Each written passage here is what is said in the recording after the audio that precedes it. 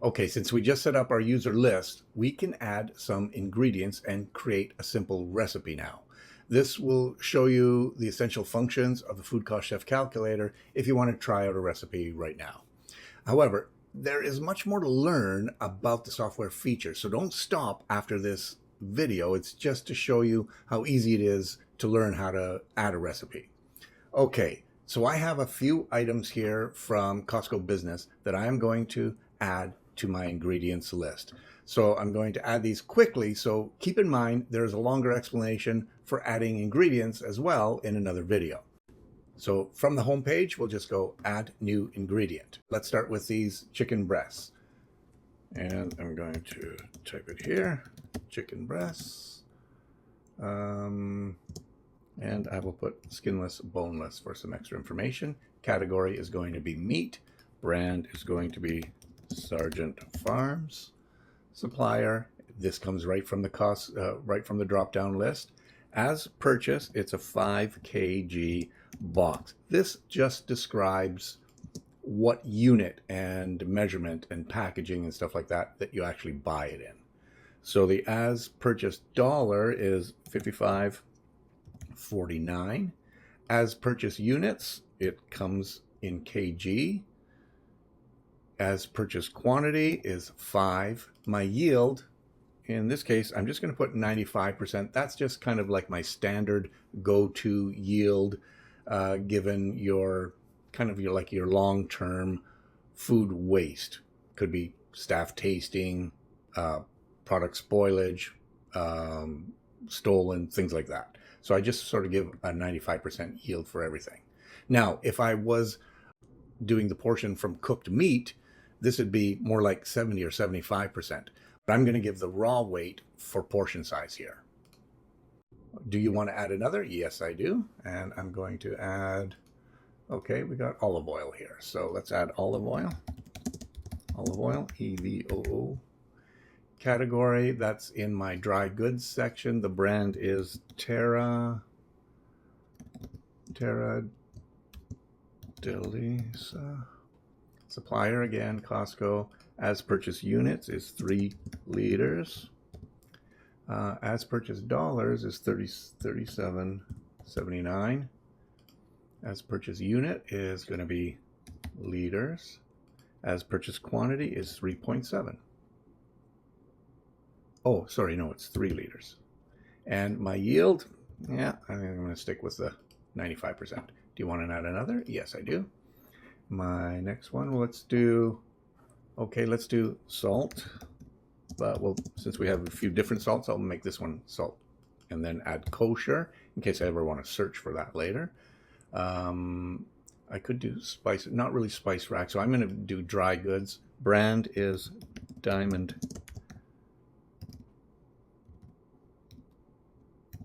Crystal.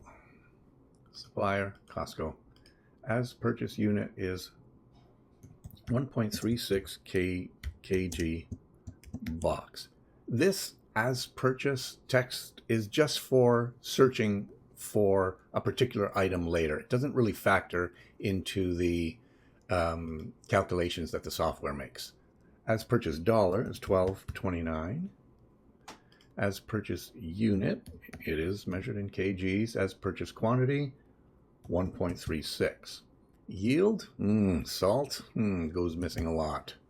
A lot unaccounted for here. So this as served section here, you don't edit that. The software makes that calculation. So it's basically saying it's going to be $10.04 per kilometer given your yield.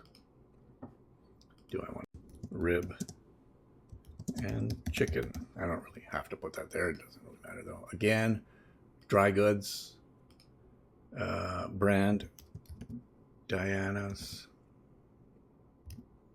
Supplier is Costco. As purchase is 3.78 liter jug.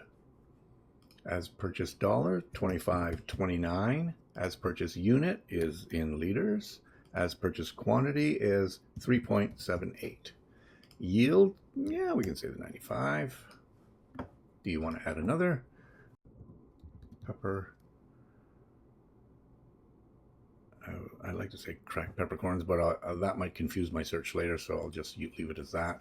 Now this will be my spice rack. Brand is Moulin Rouge. Supplier, Costco. As purchase unit is 1.7 kg jug. As purchase dollar is $31.19. Fuck, that's expensive. As purchase unit, kg. As purchase quantity, 1.7. Yield is 95. I might have parsley dried as another product. We can do that later. Category, this is going to be produce. Brand, comes from Costco, so I'll just say Costco. And supplier, Costco Business. As purchase is 54 grams, 1 pound basically. As purchase dollars is $7.49. I could put this in as 1 pound. The software is going to change it any way you want to use it in a recipe later on. As purchase quantity is 454. Yield, parsley yield. Check out my video for the yield of herbs, but I had this down at 53%. That also is in the book of yields as well, so don't be surprised at how low that is given stems and I should say curly parsley, because I will have different versions. Okay, so now I'm going to say no, I don't want to add any more. I have enough to do my recipe. So anyway, all of our costs are here, and now all of our products are in. So now let's go back to home and we will add a new recipe. The new recipe is going to call barbecue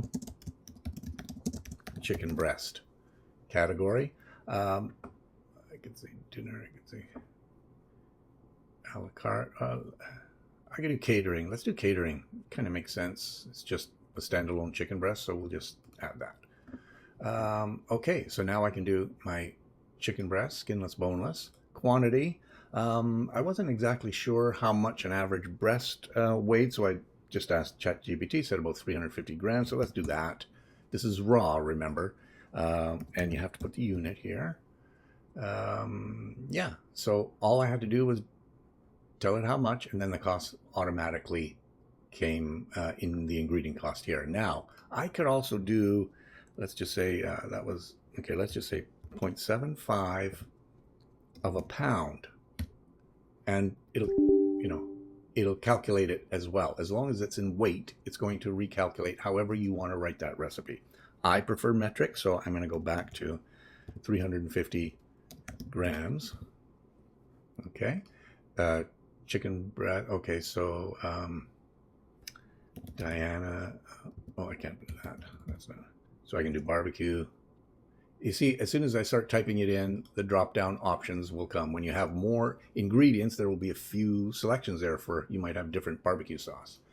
Let's do like 2 ounces, so let's say like 60 milliliters.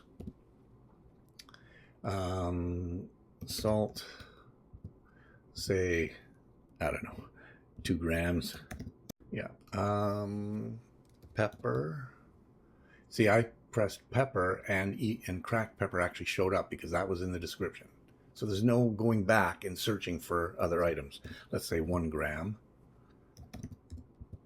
Olive oil, I'll need that. So let's just say like, I don't know, 20 milliliters. That's a generous amount, but we'll figure it out. And yeah, and now our parsley, which is going to be, let's just say 2 grams. Okay, so all of my costs are in.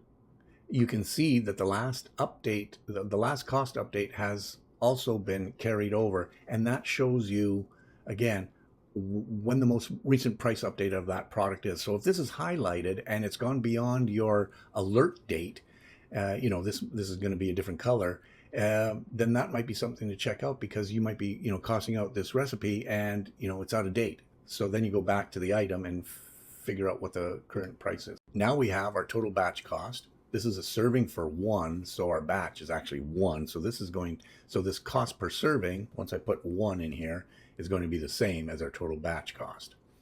If this was 3 servings, then your cost per serving goes way down. But we'll keep it as 1. Let's just put in a menu price here, 20 bucks.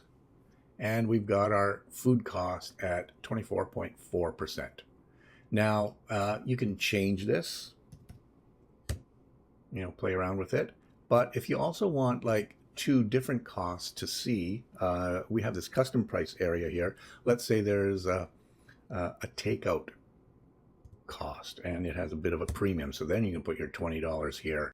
So you're looking at 2 different scenarios here, which, this product might be on 2 different menus.